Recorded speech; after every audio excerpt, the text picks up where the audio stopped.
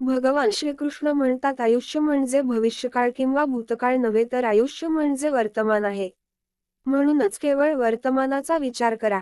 आयुष्यात दुःख मिळण्याचे कारण म्हणजे मोठ्या अपेक्षा होय. या अपेक्षांचा त्याग करून बघा आणि मग बघा आयुष्य किती सुंदर आहे. प्रेम आणि आस्था या दोन गोष्टी आपल्या हातात आहेत.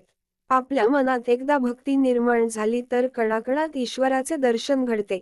अहंकार बाळगल्याने मनुष्याची प्रतिष्ठा, वैभव आणि वंश या तिन्हींचा विनाश होतो. कुणाला काही दिल्याचा अहंकार कधीही बाळगू नका. कुणास ठाऊक जे तुम्ही देताय ते कदाचित तुमच्यावर असलेले मागच्या जन्माचे कर्ज असू शकते. वाईट कर्म करावे लागत नाहीत, तर ते आपोआप घडते. चांगली कर्मे आपोआप घडत नाहीत, तर ती करावी लागतात. जेव्हा तुम्ही ईश्वराशी जोडले जाता तेव्हा ईश्वर तुमची परीक्षा घेतो.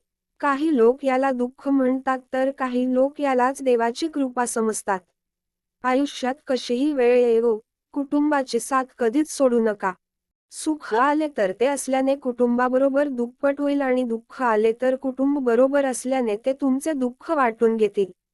स्वार्थीपणाने नाती जोडण्याचा कितीही प्रयत्न करा, ती नाती कधीच टिकत नाहीत. पण प्रेमाचे नाते तोडण्याचा कितीही प्रयत्न करा, ती नाती कधीच तुटत नाहीत. ईश्वराला पूर्णपणे समर्पित व्हा, व परमेश्वर तुम्हाला सगळ्या पापातून मुक्त करेल. कर्म करत राहा, फळाची चिंता करू नका. आयुष्य ना भूतकाळात आहे ना भविष्यात.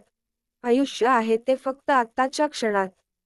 क्रोधामुळे माणसाची बुद्धी भ्रष्ट होते आणि भ्रष्ट झालेल्या बुद्धीमुळे माणूस स्वतःचेच नुकसान करून घेतो. जे घडून गेले ते चांगलेच घडले, जे घडते ते चांगल्यासाठीच घडते आणि जे घडणार आहे ते चांगलेच घडणार आहे. त्यामुळे परमेश्वरावर विश्वास ठेवून चांगली कर्मे करत राहा. अशांत मनावर नियंत्रण मिळवणे कठीण असले तरीही विशिष्ट अभ्यासाने मनावर विजय मिळवता येतो. माणूस त्याच्या जन्माने नव्हे तर कर्माने महान बनतो. परमेश्वर चांगल्या लोकांची खूप कठीण परीक्षा घेतो, पण तो त्यांची साथ कधीच सोडत नाही.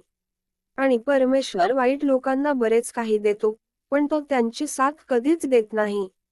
सतत संशय घेणारा माणूस या जगात कुठेच आनंदी राहू शकत नाही. स्वतःच्या कर्मापासून कोणीच पळून जाऊ शकत नाही. कर्माचे फळ प्रत्येकालाच भोगावे लागते. हाच कर्माचा सिद्धांत आहे.